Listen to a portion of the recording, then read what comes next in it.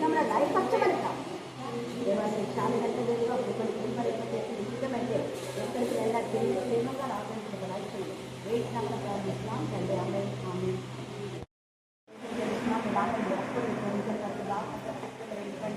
దేవనాథగా దేవి మరి లక్షలుగా దేవనాథని ఆమె పనిని కొనసాగించడానికి మీకు ప్రయాణించండి మన జీవించిన సంగతులను ఆశ్రయించమని దేవ ఆపరేషన్ సక్సెస్ చేసి వెయిట్ నమ్మకం ప్రారంభిస్తున్నాం తండ్రి అమ్మాయి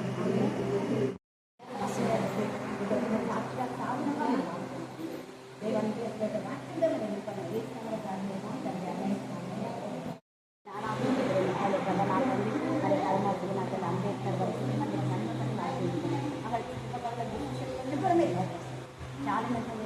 పిల్లలు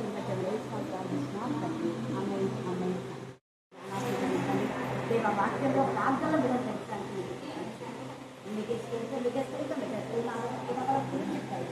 శరీరంలో ప్రతి బలహీనత కుమారుల ప్రతి బలహీనత మరి జ్ఞానం కలుగజేసి ఉండగా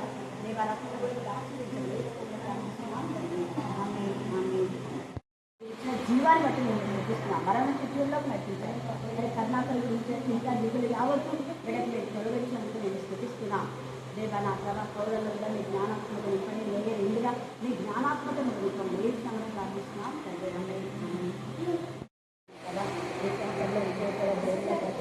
చక్కగా చదివారికి వెళ్ళదాల్సి వెళ్ళడానికి ప్రార్థిస్తున్నాం తండ్రి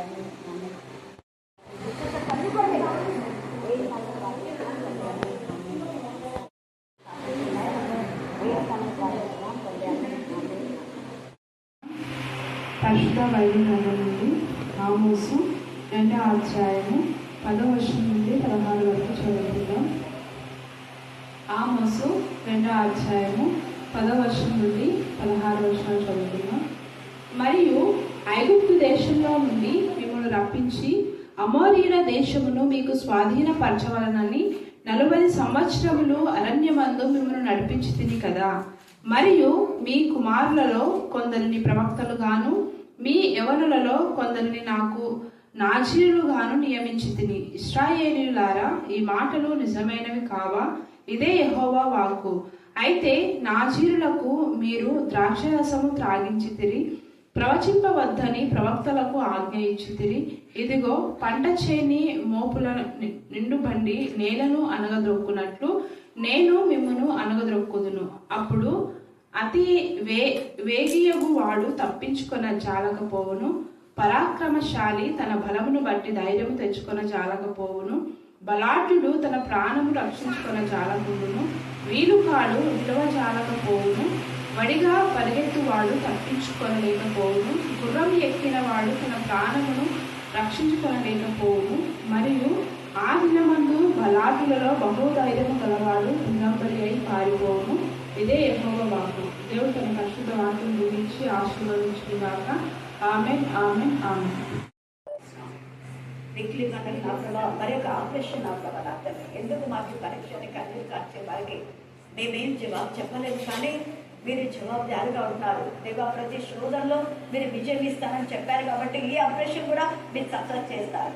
ఎంతకంటే పెద్ద ఆపరేషన్ సక్సెస్ చేసిన దేవుడో ప్రభా స్తోత్ర. అప్పుడే మీరు ధైర్యపరిచినందుకు నీకు వందనాలు చెల్లిస్తాను. దేవా నా తల్లి జరగబోయే ఆపరేషన్లో మీరు సన్నిధికాన్ని తోడుగా ఉంచినందుకు నేను స్థుతిస్తాను. అసలు అన్న బ్రతకడు చనిపోతారని డిక్లేర్ చేసినారు డాక్టర్స్. నా తల్లి అద్భుత రీతిగా మీరు జీవాన్ని ఇచ్చినందుకు మేము స్థుతిస్తున్నాము. దేవా కరోనా వైరస్లో నా తల్లి ఎంత భయంకరమైన సిచ్యువేషన్లో వాళ్ళు ఉన్నారు. అద్భుత రీతిగా మీరు కాపాడినారు వాళ్ళిద్దరిని. అదే ఇంట్లో నుంచి నా తల్లి 3 చనిపోయారు ప్రభా నెలలోనే.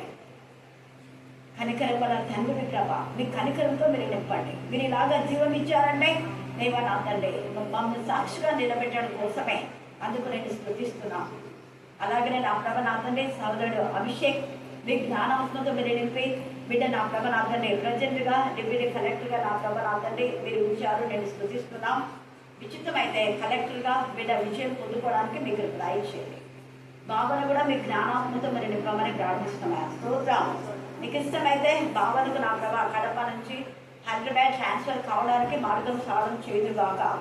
దేవా మరి నా తండ్రి దేవా కాబోయే కలెక్టర్గా అభిషేక్ను దేవా నా తండ్రి డాక్టర్ భావన వాళ్ళ కుమారుడు కలిసి ఒకే చోట ఉండడానికి మార్గం సాధన చేయండి. అనేక మంది ఉద్యోగ రీతిగా దేవా భర్త ఒక చోట, భార్య ఒక చోట ఎంతో సఫర్ అవుతున్నారు. శైలజ ఆమె కన్నీటి మీరు చూచండి, ఆమె భర్తతో మీరు మాట్లాడండి.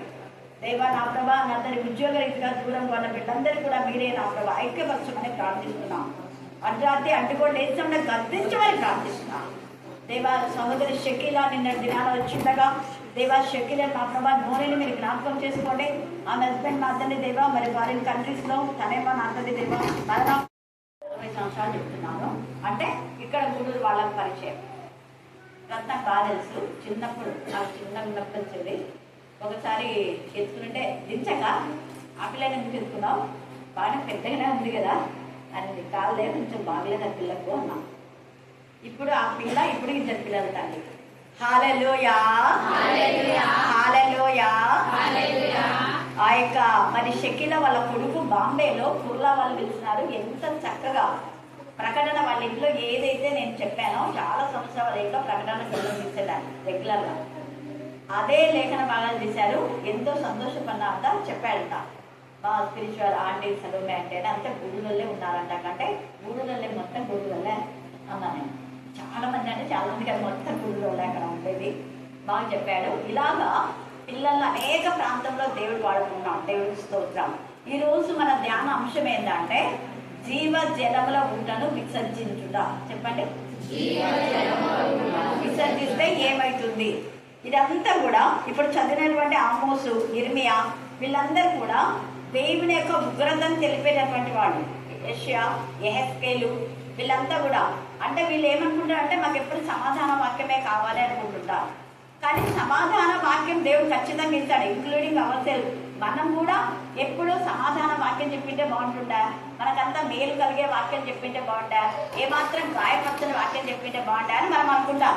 కానీ గాయపరచడము ద్వారానే నిజమైనటువంటి దేవుని యొక్క శక్తి, ప్రభావాన్ని, ఆనందాన్ని, సంతోషాన్ని, నిజమైన సమాధానం అప్పుడు పొందుకుంటాం. పైకి నేను వాక్యం చెప్పి నువ్వు సంతోషపరిస్తే అది పై గాయం అంటే మళ్ళీ గాయం ఏమవుతుంది? రేగుతుంది. పైన మెరుగులొద్దు. ఈరోజు ఎంత ఘాటుగా దేవుడు ఆమోస్తోని ఇర్మియాతోని మాట్లాడుతున్నాడు. ఇర్మియా 2వ అధ్యాయంలో కూడా మనం చూస్తే 19వ వచనం చదవండి. ఇర్మియా 2వ అధ్యాయము 19వ వచనం. నీ దేవుడైన యెహోవాను విసర్జించుటయు నీకు నా ఎడల భయభక్తులు లేకుండుటయు బాధకులు శ్రమకును కారణమగునని నీవు తెలుసుకొని గ్రహించినట్లు నీ చెడుతనము నిన్ను శిక్షించును. నువ్వు చేసిన ద్రోహము నిన్ను గద్దించునని ప్రభువును సైన్యములకు అధిపతియుడగు యెహోవా దేవుడు సెలవిస్తున్నాడు. ఎందుకు మాకు ఈ బాధ వేదన మీరు అనుకున్నారు. బట్ ఇక్కడ ఇది చదివి మీరు అర్థం చేసుకోండి. మనకి ఎప్పుడు ఏది వచ్చినా కూడా మనలో ఏదో ఒక లోపం ఉంటుంది. అంటే వాక్యానుసారమైన కానీ ప్రార్థన జీవితంలో కానివ్వండి, లేదా విడిచిపెట్టిన పాపాలని మరలా చేయడం ద్వారా కూడా దేవుడు ఉగ్రత వస్తుంది. దేవుడు మనకు సమాధానం ఇచ్చి మన బాగా బ్లెస్ చేసి ఉంటారు. అయితే దేవుడు మనల్ని ఆశీర్వదించి బ్లెస్ చేసిన తర్వాత చాలా మంది ఏం చేస్తున్నారంటే పడిపోతున్నారు. దేవుడికి ఇవ్వాల్సిన ఘనత, ఆనర్ ఇవ్వటం లేదు. అలాంటి పరిస్థితిలో మనం రిపీట్ అవుతుంది. అంటే మొదట ఏ బతుకులో, ఏ ఊబిలో, ఏ బాధలో, ఏ వేదనలో, ఏ రోదంలో మనం ఉన్నామో సేమ్ అదే రోదన, అదే వేదన వస్తుంది. అలాగా 10 మంది కుష్ఠరోగులు బాగైనారు, సంతోషంగా గంతులు వేసుకుంటా, పాడుకుంటా, డ్యాన్స్ వేసుకుంటా పోతున్నారు. అప్పుడు ఒక పోతూ ఉంటే అంటే బాగైన తర్వాత ఒక్క వ్యక్తి మాత్రం డ్యాన్స్ వేయలేదు, సంతోషపడి గంతులు వేయకుండా వెంటనే ఏసై దగ్గరికి వచ్చారు. ఏసయ్య మీరు స్వస్థత పొందుదని చెప్పారు కదా, మేము దారిలో వెళ్తుంటేనే మాకు స్వస్థత వచ్చింది, మేము స్వస్థపడ్డాము, నాకు చాలా సంతోషం ఉందని ఆ సంతోషాన్ని ఏసైకి చెప్పడం ద్వారా ఏసై ఎంత ఆనందపడతాడు. వెంటనే ఆనందపడినప్పుడు ఏసయ్య మరి ఎందుకు మిగతా కొమ్మండం లెక్క ఎంత గుండె కొట్టండి, మీరు 10 మంది కదా ఉండింది. అవును ఏసయ్య, వాళ్ళంతా ఆడుకుంటూ పోతున్నారు, వాళ్ళు రాలేదు, ఒక్క వ్యక్తి వచ్చారు. ప్రస్తుత సమాజంలో అలాగ రేషియో 9 మంది మళ్ళా పడిపోతారేమో, పడిపోతారు. ఒక్కరే నిలుస్తారేమో అలాంటి జీవితంలో మనం ఉండొద్దు. 9 విషయాల్లో మనం తప్పిపోతున్నామేమో, ఒక విషయంలోనే కరెక్ట్గా ఉన్నామేమో, లేదా 9 విషయాల్లో కరెక్ట్ ఉండి ఒక విషయంలో పడిపోతున్నామో, అదొక్కటి కొత్తగా ఉండదని సరి చేసుకోవాలి. అలాగే ప్రకటన 2వ అధ్యాయం 5వ వచనంలో ఆ మాట రాయబడింది. ప్రకటన 2:5. ఏ స్థితిలో నుంచి పడితివో అది జ్ఞాపకం చేసుకొని మారు మనసు పొంది.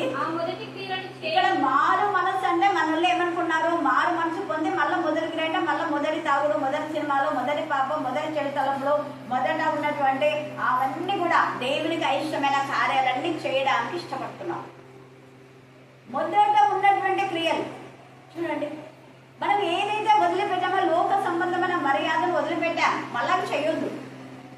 చాలా మంది చేస్తున్నారు ప్రజెంట్ పరిస్థితుల్లో. వడి బియ్యాలంట, అవంట, ఇవంట, అన్ని మున్నమ్మకాలే, అన్ని మున్నమ్మకాలే. లోక మర్యాద అనుసరించొద్దు అంటే అనుసరిస్తారు. అందుకనే నీ ఒడిలో ఒడి నింపేది ఏంటంటారు? ఒడి బియ్యం కదా. ఆ ఒడి బియ్యం అని బియ్యం పోసుకుంటున్నాం, బియ్యాలన్నీ కష్టాలు వస్తున్నాయి. మరి ఒడి బియ్యం పోసుకుంటే బాగుండాలి కదా. ఒడి బియ్యం ఎందుకు వస్తున్నారంటే శాంతి రావాలని. మరి శాంతి అక్కడే వస్తే మన ప్రార్థన ఎందుకుంటాం, బయటలు ఎందుకు, వాక్యం ఎందుకు, దేవుని సందుకు ఎందుకు, ఆ ఒడే ఇస్తుంది కదా నీకు. అందుకే లోక మర్యాదను అనుసరించొద్దని దేవుడు చెప్తున్నా, మనం వాక్యం ఉంటాం, ప్రార్థన ఉంటాం, లోక మర్యాదను అనుసరించినప్పుడు దేవుడు ఏమంటాడు? అదే పొమ్మ నీకు బాగా, అదే కొనైనా నీకు. ఇక్కడ వీళ్ళు అలా చేస్తున్నారు. ఇశ్రాయేలు ఏ స్థితిలో వాళ్ళు పడిపోయారో ఆ స్థితిలోకి నువ్వు పైకి లేయి అంటే, ఆత్మీయ స్థితిలో పడిపోయాను కదా, ఆత్మీయ స్థితిలో మళ్ళీ మొదటి స్థితికి వద్దాంలే అని అనుకోకుండా మొదటి ఉన్న పాపం జీవితంలోకి, మొదలున్న ఫెలోషిప్లోకి వెళ్తున్నాం. మన ఫెలోషిప్ ఎలా ఉంది? నీతిమంతులతో సహవాసం చేస్తే ఏమవుతారు? త్వరగా చెప్పాలి, త్వరగా చెప్పండి. అదే కదా, నీతిమంతుని చేర్చుకుంటే నీతిమంతుని ఫలము అని ఉంది వాక్యం. నేను 3 times విన్నా. ఇది ఈరోజు ధ్యానించిన, ఈరోజు 3 times వచ్చింది టికెట్. అప్పుడే ఛాన్స్ వచ్చింది. నీతిమంతుని చేర్చుకుంటే నీతిమంతుని ఫలం వస్తుంది. ప్రవక్తను చేర్చుకుంటే ఏమవుతుంది? గట్టి ఫల. మళ్ళీ చెప్పాలా? ప్రవక్త ఫలం పొందుకుంటారు. అంటే ప్రవక్తను దేవుడు ఎలా ప్రశ్నిస్తున్నా ఆ ఫలాన్ని. అక్కడ 2వ రాజులు 4వ అధ్యాయంలో ఆమెకి ఏమీ లేని పరిస్థితి, ఆమె అప్పంతా తీర్చబడింది. ఎందుకు? ప్రవక్త దగ్గరికి పోయింది కాబట్టి. ఆమె డబ్బున్న దగ్గరికి పోలే. అప్పు తెచ్చే వాళ్ళు డబ్బులు ఇవ్వండి, నాకు అప్పు ఉంది అని ఈడ అప్పు చేసి, ఆడప్పు చేసి, 10 చోట్ల అప్పు చేసి, అప్పులు ఎగ్గొట్టి పోలేదా? ప్రవక్త ఏం చెప్పాడు? న్యాయంగా అప్పు ఎగ్గొట్టమ్మా, నువ్వు ఏడ పేదదాన్ని లే, నువ్వు విధవరాలే అని నేను ఆయన చెప్తా పోయిన తీసుకురాపో అని చెప్పాలా? అప్పు తీర్చు, ఫస్ట్ అప్పు తీర్చు. అప్పు తీర్చిన తర్వాత అప్పుడు మళ్ళీ ఆమె ముందు అప్పు తీర్చు. దేవుని పిల్లలు ప్రవక్తలు న్యాయంగా మాట్లాడతారు, దేవునికి విరోధంగా ఏది మాట్లాడు. అలాగనే దుర్మార్గుడని దుర్మార్గం చేసుకుంటే త్వరగా అందరి పాల. చెడ్డవారని చెడ్డవారితో సహవాసం చేస్తే ఇంకా దీనికి మీరు ఇంకా ఏంటన్నా పెట్టుకోండి. దానికి మీరు ఎన్ని యాడ్ చేసుకుంటారో అన్ని యాడ్ చేసుకోండి. అందుకనే దుర్మార్గుని ఆలోచనలో ఉండకూడదు, కూర్చోకూడదు, వాటితో సహవాసం చేయకూడదు. వాడిని బయట పెట్టాలి, లోపలికి రాలేదు. నువ్వు వాటితో సహవాసం చేసావా అటు జెండా నీకు వస్తుంది అని తేడాగా. ఇక్కడ ఇశ్రాయేలీయులంతా కూడా జీవజల ఊటైన దేవుని విసర్జించి వాళ్ళ ఇష్టానుసారంగా వాళ్ళు చేస్తున్నారు కాబట్టి మళ్ళీ వాళ్ళకు అదే శిక్ష, అదే బాధ, అదే వేదన, అదే రోదన వచ్చింది. మళ్ళీ ఇప్పుడు దేవుడా దేవుడా దేవుడా అంటున్నారు. కానీ దేవుడా అని అనడం కాదు, ముందు నువ్వు ఏదైతే దేవునికి విరోధంగా చేస్తా దాన్ని విడిచిపెట్టు. జీవజల ఊటనే మీరు విసర్జించినారు. విసర్జించి ఇర్మియాలో అంటాడు, నీరు నిలవని తొట్టు తొలగించుకున్నారు. ఏం చేశారంట? అందరూ ఎక్కాల. నీరు నిలవని తొట్టు. ఏం చెప్పండి? మళ్ళీ చెప్పాలా? చాలా పెద్ద మెసేజ్ కానీ నేను క్లుప్తంగా, నీరు నిలవని తొట్టు అని మీరు ఇంటికి వెళ్ళినాక ఆలోచిస్తే దేవుడు మీతో నేరుగా చుట్టుగా మాట్లాడతారు. నీరు నిలవని తొట్టు. ఒక 2 మాత్రం చెప్పుకుందాం. ఏంటి నీరు నిలవని తొట్లు అంటే? నీరు నిలవని తొట్లు అంటే ఏంటి? ఎంత పోసినా నిండవు. ఇంకా ఎన్నిసార్లు వాక్యమైనా బుద్ధి రాదు. ఎంత వాక్యం చెప్పినా బుద్ధి రాదు. ఎంత వాక్యం చెప్పినా కూడా బుద్ధి రాదు. ఏంటంటే వాక్యం చెప్తున్నాం మళ్ళీ పాపం చేస్తున్నాం, వాక్యం చెప్తున్నాం మళ్ళీ ఇంకోటి, వాక్యం వింటున్నాం మళ్ళీ ఇంకోటి బయట. ఇట్లా బ్లెస్సింగ్స్ వస్తాయి. నీరు అన్నది వాక్యం. వాక్యం అన్నది ఏం చేస్తుంది? మన వాక్యంలో నింపబడితే వాక్యం ఈడ్చుకొని వస్తుంది బ్లెస్సింగ్స్. వితౌట్ యువర్ నాలెడ్జ్ నువ్వు అనుకో, అసలు నాకు ఇది జరుగుతుంది అని అనుకోకుండా దేవునికి ఇస్తాను.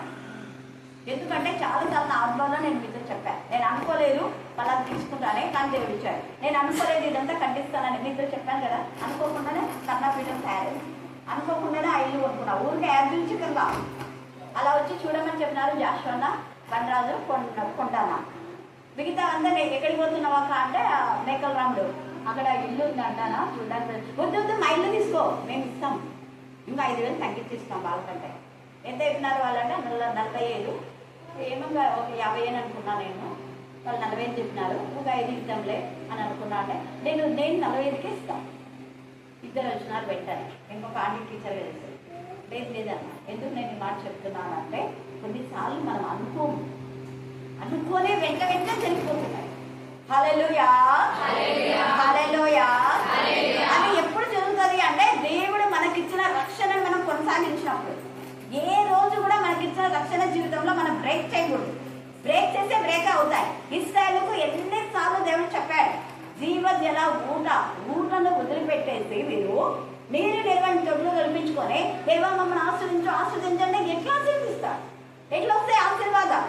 వచ్చినట్టుగా కాకెత్తుగా కానీ పోతూనే ఉంటుంది. కష్టార్జితం ఆశ్రదించబడదు. ఇందాక పిల్లలు చెప్పినప్పుడు నేను చెప్పాను, నిత్యంగా నీ చేతిలో కష్టార్జితం నీవు నువ్వు దండిడవు. ఆ పాప ఇంత అయిపోయింది, అందుకే వాళ్ళని జాబం చెప్పమని చెప్పాను. చేతుల కష్టార్జితం, మన పని అన్ని దేవుడు జీవిస్తాం.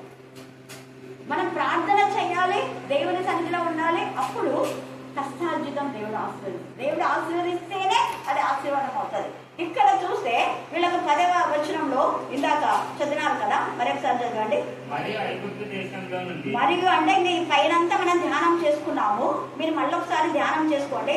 అక్కడ వీళ్ళు చేసినటువంటి నేరాలు ఏంటి అంటే వాళ్ళు చాలా సార్లు 2 సార్లు 3 సార్లు దోషం అంట. ఆ 2 సార్లు 3 సార్లు దోషం ఏంటంటే ఒకటి జీవజల ఊటను విసర్జించినారు, రెండవది నీరు నిల్వని తోటను తొలగించుకున్నారు.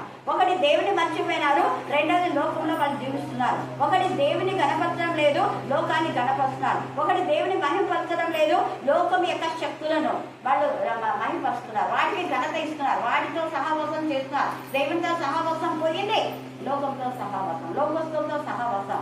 అలాగా లోకస్తులతో సహవాసం చేసే వాళ్ళకు బ్యాడ్ హ్యాబిట్ ఏమిటంటే నీతిమంతులను అమ్మివేస్తారు. నీతిమంతులు అంటే వాళ్ళకి నచ్చదు, నీతిమంతులు వాళ్ళు ద్వేషిస్తారు, నీతిమంతులు వాళ్ళు అమ్మివేస్తారు, నీతిమంతులను ద్రోహం చేస్తారు, మోసం చేస్తారు. నీతిమంతుల పక్షంగా వాళ్ళు పోరాడరు, చెడ్డ పక్షంగా పోరాడతారు, మంచి పక్షంగా పోరాడు, నిలబడడం మంచి కోసం, నీతి కోసం నిజాయితీగా వాళ్ళు ఉండాలి. కనికరము, తర్వాత మనం చూస్తే న్యాయము, విశ్వాసం విడిచిపెట్టినారు ఎవరు? పెద్దలు, యాజకులు అందరూ. ఇక్కడ అదే మాట మాట్లాడి బీద వారిని అమ్మివేయుదురు, దరిద్రుల నోటిలో మన్ను వేయుటయు, బహు ఆశపడుదురు, దీనుల త్రోవకు అడ్డం వచ్చెదురు. దీనులు దేవుని వాక్యం చెప్పకుండా వాళ్ళు ఎవరికి లేదా ముందు వెనక బాగా గట్టిగట్టిగా కొట్లాడేటోళ్ళకు వాక్యం చెప్తారు. వాక్యం చదవాలి, ప్రాణం చేయాలి, 24 గంటలు వాళ్ళు ఆదివారం మాత్రం వాళ్ళే చేసిన వాళ్ళే చేయాలా, చదివిన వాళ్ళే చదవాలి. వాక్యంలో తేటగా రాయగలరు. అదే మాట రిపీట్ చేస్తూ ఇవన్నీ నేను చేశానని చెప్పి మరియు ఇవి కాక మీరు ఏం చేస్తున్నారంటే మరి ఇన్ని దోషాలు ఉన్నాయి, ఒక 2 కాదు, ఇన్నుండి మళ్ళీ అంటే ఈ దోషాలన్నీ దీంట్లో లీనమైపోయినాయి. దేంట్లో? జీవజల ఊటను విసర్జించడము, రెండవది నీరు నిల్వని చోట్లు.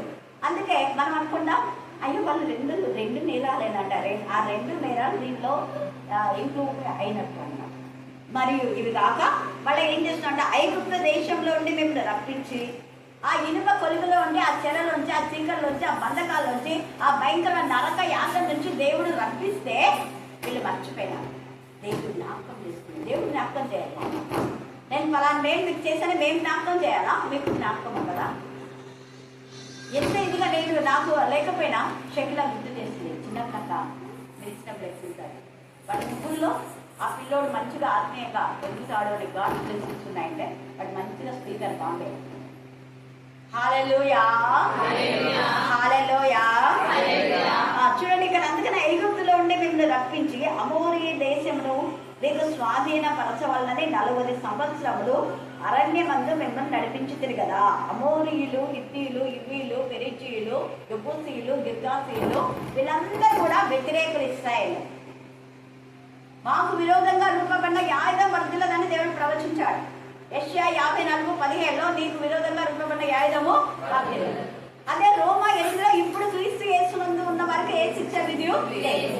మరి దేవుడు విరోధంగా రూపబడిన ఆయుధం వర్ధలు కూడా ఖచ్చితంగా చేస్తాడు. అయితే మనం దేవుల్లో ఇప్పుడు ఉన్నామా? ప్రజెంట్ ఉన్నాం. బట్ నా ఇప్పుడు క్రీస్తు యేసునందు ఉన్న వారికి మాత్రమే ఏ శిక్ష విధి లేదు. మనం క్రీస్తులో ఉన్నామా? ఇన్ క్రైస్టా, అవుట్ క్రైస్టా? మన ఆత్మను మనమే పరిశీలన చేస్తున్నాం. అక్కడ తేటగా మాట్లాడుతున్నాం. ఎంత తేటగా పరిశుద్ధ ఆత్మదేవుడు మాట్లాడుతున్నాడు. వీళ్ళు అదంతా మర్చిపోయినారు. మీకు స్వాధీనం చేయవాలని దేవుడు 40 సంవత్సరంలో అరణ్యమందు మేము నడిపించుతుంది కదా. మరియు మీ కుమారులలో కొందరిని ఏం చేసినాట? ప్రవక్తలుగాను మీ యవనుల్లో కొందరు నాకేం చేసినాడు? నాజీరులుగా, అంటే దేవుని కోసమే ప్రత్యేకించి ప్రతిష్ఠిస్తే వాళ్ళు లోకంలో వెళ్ళిపోయినారు. దేవుని కోసమే నాజీరు చేయబడిన వాళ్ళు లోకంలో వెళ్ళిపోయిన వాళ్ళు ఎవరు? త్వరగా చెప్పాలా? నో డౌట్ అంటారు. సంసోనే నాజీరు చేయబడినాడు సంసోన్. కానీ నాజీరు చేయబడిన బ్యాప్టిజం అయితే యోహాను స్టిల్ నావు చనిపోయే వరకు అలాగే ఉన్నాడు. తేడా చూడండి. కానీ తర్వాత పశ్చాత్తాపడాడు సంసోన్. అయితే నాజీరు చేయబడినటువంటి షద్రక్, మెషక్, అబేద్నెగోలు కూడా నాజీరులే. వాళ్ళు నాజీరులే, దేవుని కోసమే సమర్పించుకున్న వాళ్ళు అని అర్థం. ఇక్కడ కింద ఉంటుంది, దేవుని కోసమే సమర్పించుకున్నాడు. నాజీరు చేశాను అంటున్నాడు. తర్వాత నాజీరులుగాను నియమించుకుని ఇశ్రాయేలీయులారా, ఈ మాటలు నిజమైనవి కావా? నిజమా చెప్తున్నాడు. నిజమా కాదా? అపవాదం వచ్చి ఇది నిజమా అంటే దానికి ఉన్నది కలిపి లేచి మాట్లాడినాడు. ఇప్పుడు దేవుడు మాట్లాడుతుంటే నోరు మూసుకుంటున్నాం. ఏం చెప్పండి? ఇది నిజమా కాదా? అవును తండ్రి, మేము అలా చేస్తాం, మమ్మల్ని క్షమించు అనాలి కదా. లేదు, నోటికి రాదు క్షమాపణ కదా. క్షమాపణ అనేది రాదు. ఇస్కరియోతు దగ్గర రాలే, ఇంక సౌలుకు రాలేదు, అబ్షాలోముకు రాలేదు. అందుకనే వాళ్ళ బతుకులు అలా ఉంటాయి. ఆ తర్వాత హామాన్ కూడా క్షమాపణ రాలేదని ముఖ ధనామని కళ్ళ మీద పడిపోయినాడు. వీళ్ళు తీసుకుని పోండి అన్నాడు, చచ్చాడంతే. ఇక్కడ మనం చూస్తే అదే అంటున్నాడు. తర్వాత అంటున్నాడు, అయితే నాజీరులకు మీరు ఏం చేస్తున్నారు? ద్రాక్షారసం, అండర్లైన్ చేసుకోండి, నాజీరులకు ద్రాక్షారసం తాగించి. ప్రస్తుతం అందు దైవజనులు అనే వాళ్ళు చాలా మంది తాగుతున్నారు. నాజీరులకు తాగుడు నేర్పిస్తున్నారు. ఎంత బాధ. అందుకే అంటాడు, నాజీరులకు నేను చేస్తే వాళ్ళకు మీరు ఏం చేస్తున్నారంటే ద్రాక్షారసం తాగించే. ఇంకొక అర్థం ఏంటంటే మంచిగా ఉన్న వాళ్ళని తాగుడు నేర్పిస్తున్నారు. నాతో చాలా మంది అంటున్నారు, అక్క మేము ఏదో ఇక్కడ బాగుంటాం కదా అని వచ్చినాము, కానీ వాళ్ళకు మా భర్తలకు తాగడం నేర్పించినారు అన్నారు. నేనన్నా మీరు ప్రార్థనకు వస్తే కదా, ప్రార్థనకు రావు, వాళ్ళ భర్తలు తాగుడు నేర్పించిన బాధపడుతున్నారని. కొంతమంది ఆడపిల్లలు, చాలా మంది ఆడపిల్లలు గుడుల్లో వచ్చారు, వాళ్ళతోనో ఏమో తెలియదు నాకు. బట్ వాళ్ళంతా తాగుడు నేర్చుకున్నారు. ఇక్కడ ఉండి చెడిపోతున్నారు. ఇక్కడ ఎంకాలంలో అదే బాధ. ప్రార్థన చేయమని చెప్తారు. మళ్ళా అటువైపు పోతే సురేఖ వాళ్ళ అక్క కూడా చెప్పింది. ఇంకా చాలా మంది ఉన్నారు. నేను ఉదాహరణకు ఇద్దరు చెప్తాను. హల్లెలూయా, హల్లెలూయా. మంచి వాళ్లకు తాగుడు నేర్పిస్తే దేవుడు ఊరుకుంటాడు అనుకున్నారా? ఊరుకోడు. తాగని వాళ్లకు తాగుడు నేర్పించి, పాపం చేయని వాళ్ళగా పాపం చేయించి, అక్రమంగా నడుచుకొని వాళ్ళలో నీతిగా నిజాయితీగా ఉన్న వాళ్ళను అక్రమకారులుగా చేస్తే చేసిన వాళ్లకు డబల్ శిక్ష ఉంటుంది. రెండంతల ఆశీర్వాదం మంచి వాళ్ళకు ఉంటుంది. అంటే ఎవరైతే ఇలాంటి కోవలో ఉన్నారో వాళ్ళను ప్రభులోకి నడిపిస్తే వాళ్ళకి రెండంతల ఆశీర్వాదం. కానీ ప్రభులో ఉన్న వాళ్ళను దుర్మార్గులుగా, దుష్టులుగా, లేకపోతే అపవాది సంబంధులుగా తయారు చేస్తే వాళ్ళకు రెండంతల నరకం, రెండవ మరణం ఉంది. రెండవ మరణం, ఒక్క మరణం కాదు, 2 మరణాలు ఉన్నాయి.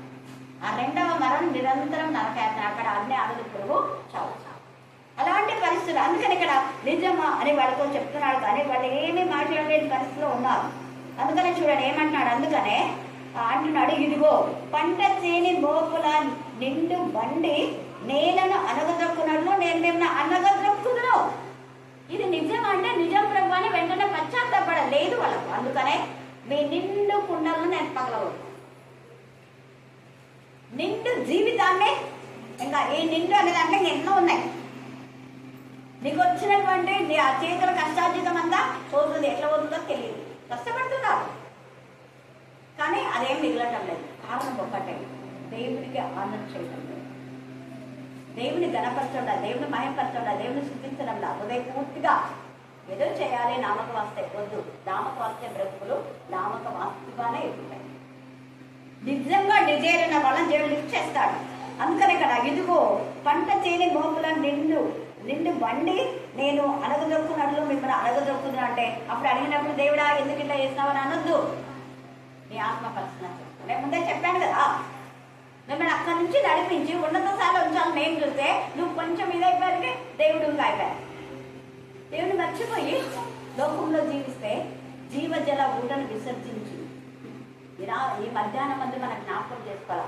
జీవజల ఊటను మనం విసర్జించామేమో ఆత్మ పరిశీలన చేసుకోవాలి.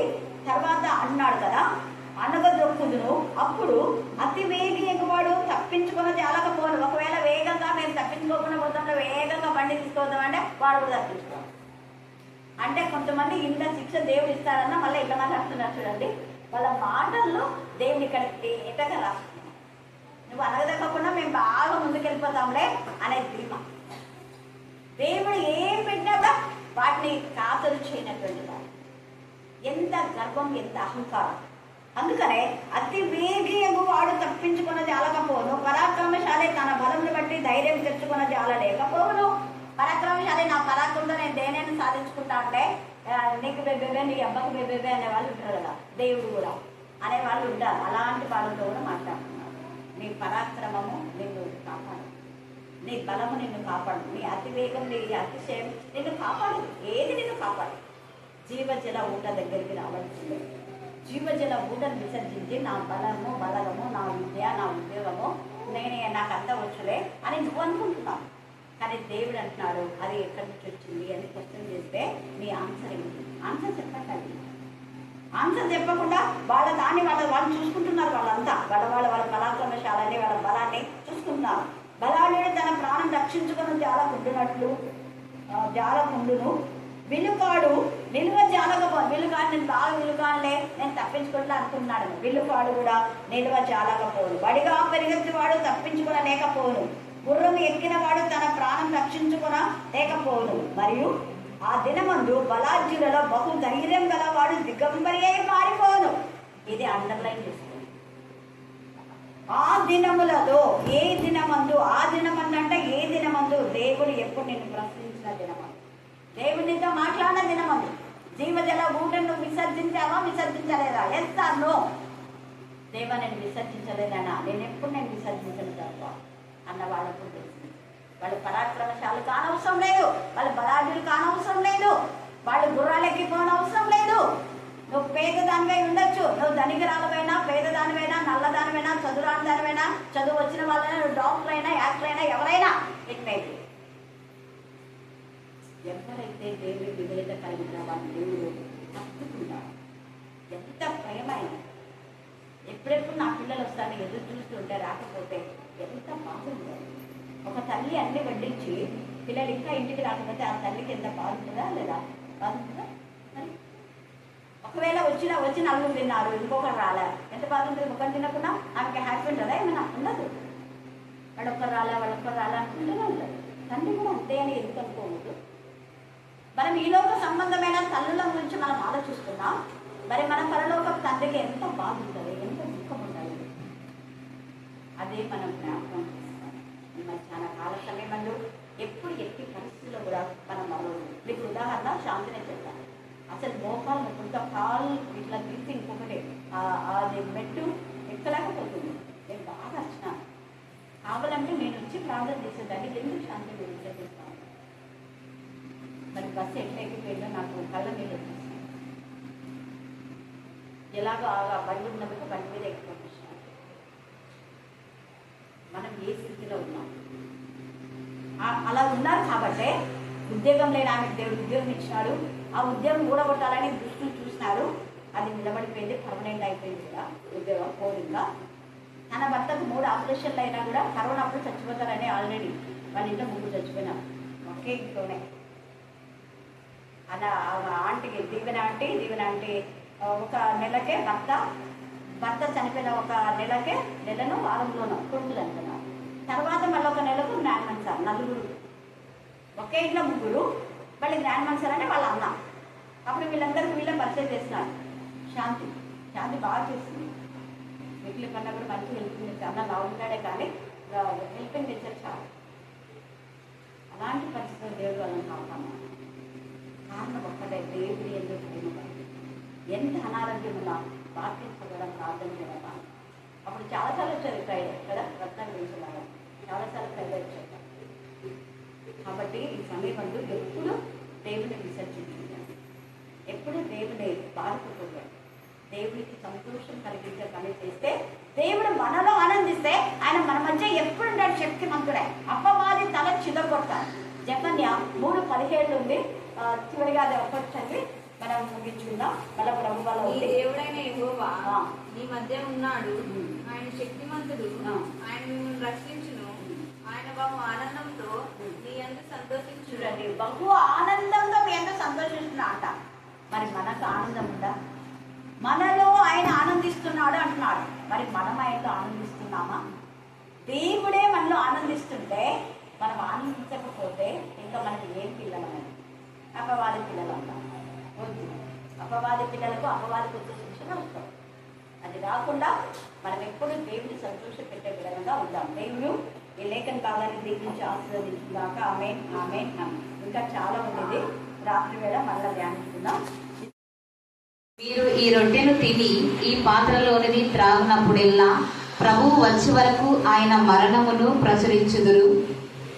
కాబట్టి ఎవడు అయోగ్యముగా ప్రభువు యొక్క రొట్టెను తినునో లేక ఆయన పాత్రలోనిది త్రాగునో వాడు ప్రభువు యొక్క శరీరమును గూర్చియు రక్తమును గూర్చియు అపరాధియగును. కాబట్టి ప్రతి మనుష్యుడు తన్ను తాను పరీక్షించుకొనవలెను. అలాగు చేసి ఆ రొట్టెను తిని ఆ పాత్రలోనిది త్రాగవలెను. ప్రభువు శరీరమని వివేచింపగా తిని త్రాగువాడు తనకు శిక్షావిధి కలుగుటకే తిని త్రాగుచున్నాడు. ఇందువలననే మీలో అనేకులు బలహీనులను రోగులనై ఉన్నారు, చాలా మంది నిద్రించుచున్నారు. దేవుడి లేఖనం దీవించుగాక. యేసయ్య ఏమంటున్నాడు అక్కడ? పొందింది అంటే తండ్రి అయిన దేవుని ప్రభువు అంటున్నాడు. ఎంత విజయిస్తుడండి! తండ్రి అయిన నా తండ్రి అనటం లేదు, తండ్రి అయిన దేవుని ఇంతగా కుమారుడు గణపరిస్తే మరి మనం ఏ పాటి వారం ఎంత గణపరుస్తున్నాం? ప్రతి దాంట్లో దేవుని గణపరుస్తూ ఉన్నాడు అనమాట. నాకు అప్పగించమని నేను చేస్తున్నా. మరి మీకు దేవుడు అప్పగించమని చేస్తున్నారా లేదా? దేవుని పిల్లలు అప్పగించమని చేస్తున్నారా లేదా?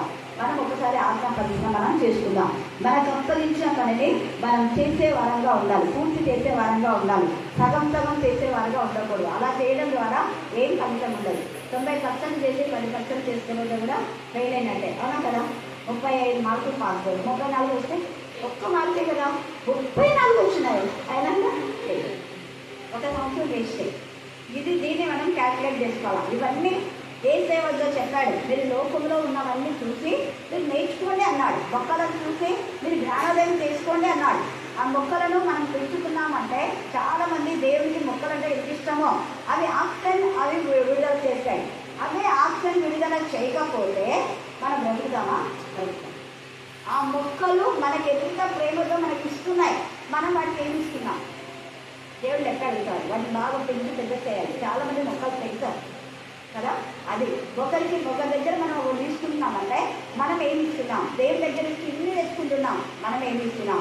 తండ్రి అయిన దేవుడు తనకి ఏది అప్పగించాడో అదే మీకు ఇచ్చేస్తున్నాం. ఏం మనం దాచుకోవట్లే, ఎదగా వెళ్తున్నాడు. ప్రభు వలన పొంది తిని అదే నేను మీకు ఇస్తున్నానని. ప్రభు అయిన యేసు తాను అప్పగింపబడిన రాత్రి ఒక రొట్టెని ఎత్తుకొని కృతజ్ఞతాస్తుతులు చెల్లించి, తాను అప్పగింపబడిన రాత్రి అంటే ఏ రోజు? గురువారం. కలిసి చెప్పాలి అందరూ. కానీ గురువారం ఎవరైనా చేస్తున్నారా? చేయడం లేదు. ఇది మీరు ఇలా చెయ్యాలని అంటారు. కొందరు చేస్తారు, కొందరు గురువారం చేస్తున్నారు. అంటే దీని అర్థం ఏంటంటే గురువారం అని, శుక్రవారం అని, ఆదివారం అన్నారు. చాలామంది ఆదివారం చేస్తారు. ఆదివారమే తీసుకోమని లేదు. కాకపోతే పునరుద్ధరణ అయిన తర్వాత వాళ్ళు ఇంటిగా రొట్టె ఇచ్చారు కాబట్టి ఆదివారం తీసుకున్నాం. యాక్చువల్గా అయితే గురువారమే తీసుకోవాలి. అందుకని ఆయన అప్పటికమైన రాత్రి కదా ఆయన చేసింది గురువారం. అలా కొన్ని సంఘాలు చేస్తారు. అంటే కొంతమంది శుక్రవారం రోజు అప్పుడు ఇచ్చేదాన్ని నేను కదా, అంటే శుక్రవారం రోజు ఎక్కువ మంది వస్తారు అని. కానీ మళ్ళీ దానికి పాయింట్ అవుతుంది శుక్రవారం ఇచ్చేది అని. తర్వాత ప్రతి వారం ఇవ్వాలని డిసైడ్ చేసినప్పుడు అప్పుడు నెలకు ఒకసారి అని అనుకొని మళ్ళీ రోజు ప్రతి వారం ఇద్దాం.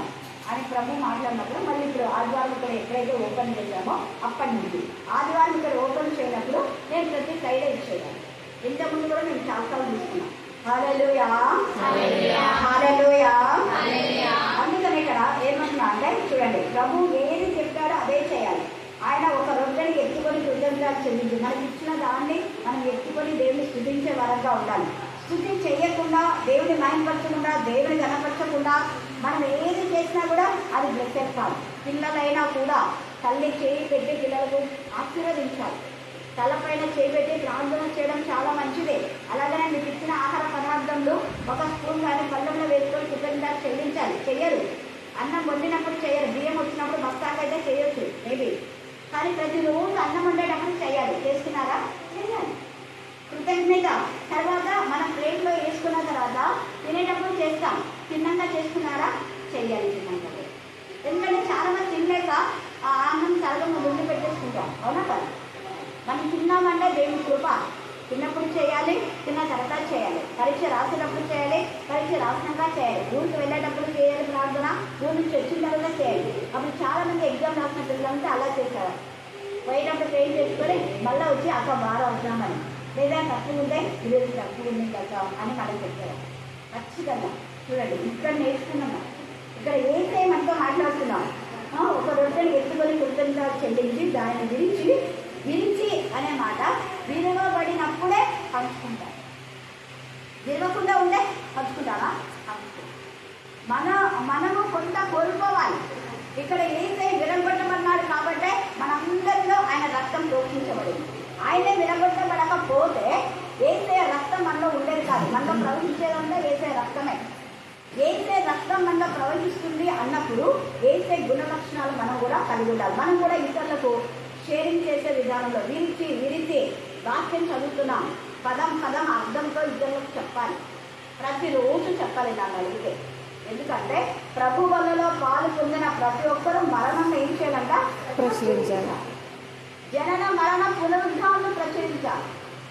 ఇది చదువుకున్నప్పుడే నేను ఎక్కువగా మా విద్యార్థులకు రోజు ఖచ్చితంగా చెప్పేదాన్ని లేదా కలిసి ఇస్తుందా?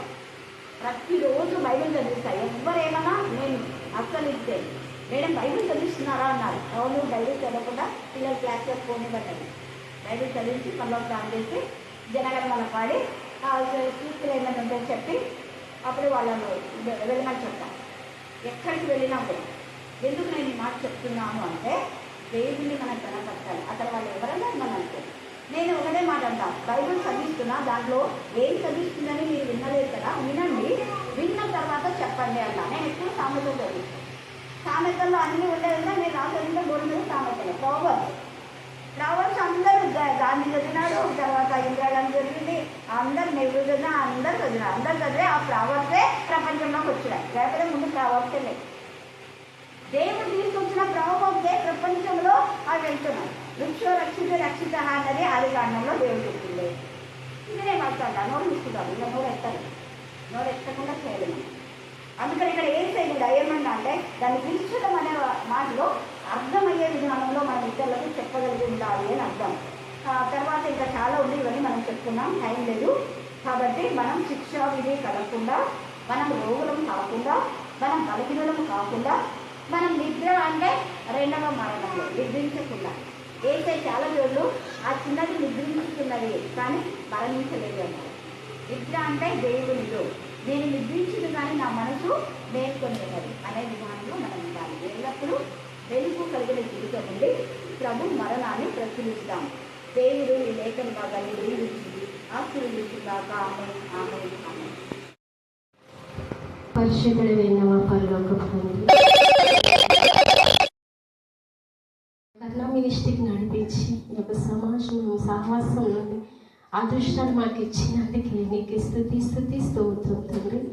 అవును తండ్రి, మరి ఇంతవరకు పాల్పడిన బిడ్డలను ఆశ్రయించండి, వచ్చిన ప్రతి బిడ్డను ఆశ్రయించండి. మరి అక్క చెప్పిన వాక్యం నిజున్నారు తండ్రి. మరి నా దేవ భయము భక్తి కలిగేటట్టు మీ యొక్క వారం విడిచిపెట్టక మా కుటుంబాలు మా జీవితాలు నేను సరిపెట్టుకునేటట్టు జ్ఞానం వివేకంతో ఉన్నది మాట్లాడుతున్నాం, కల్పిస్తున్నాం. దేవా మీకు స్తుతిస్తున్నాం దేవా.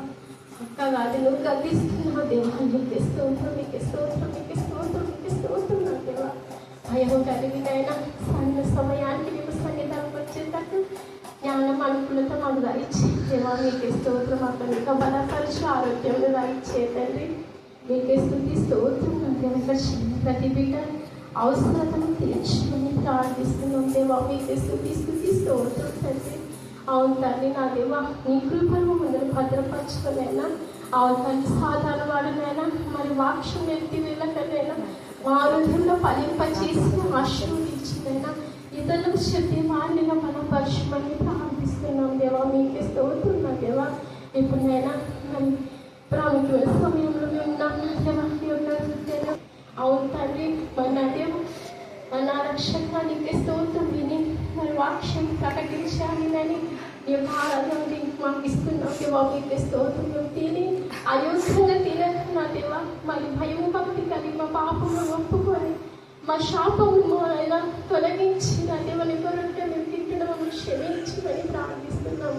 దీనినైనా లోకగీతిగా అనగానైనా మరి యొక్క వాక్యం ప్రకటించే వాళ్ళుగా మరి యోధులుగా తయారు చేసి మమ్మల్ని అందరినీ కూడా భద్రపరచుకోమని ఈ యొక్క కార్యక్రమం అనుదిన కార్యక్రమం మధ్యాహ్నం జరిగే కార్యక్రమం రాత్రి వేళ జరిగే కార్యక్రమం ప్రతిదినం జరిగే కార్యక్రమం బలంగా నడిపించమని సమస్తం యస్త్రాలకు పరిశుద్ధం ఏసు పరిశుద్ధ నామమున ప్రతిమా నేర్కొని పొందినాం తండ్రి. ఆమేన్, ఆమేన్, ఆమేన్.